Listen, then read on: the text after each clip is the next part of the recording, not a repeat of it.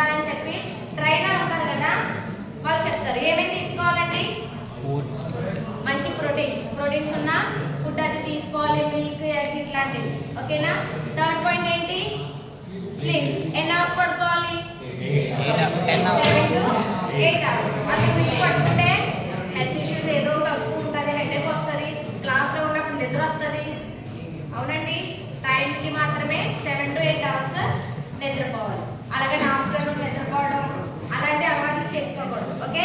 Health physical హెల్త్లో ఏంటంటే 3 types చూడండి. Exercise, nutrition, sleep. Okay, ఇప్పుడు third point mental health. Third point mental health. అందులో 2 types: stress management,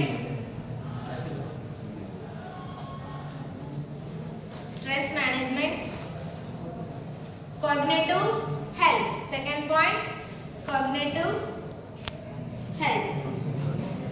Okay, stress management అంటే మనం ఎక్కువ స్ట్రెస్ ఫీల్ అయిపోతూ ఉంటాం కదండి, వర్క్ ప్రెషర్ అయ్యి ఉన్నా మనం ఎంతో ఖాళీ లేకుండా ఉంటే, ఏదో వర్క్ జరుగుతూ ఉంటే మనకు పీస్గా ఉంటుంది. అవునా? అటువంటి టైంలో ఏం చేయాలి?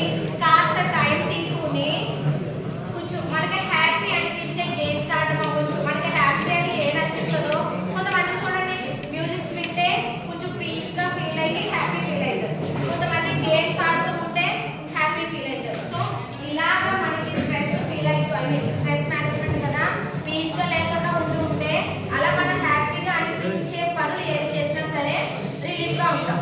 అవునా? ఓకేనా? సెకండ్ పాయింట్ ఏంటి అందులో?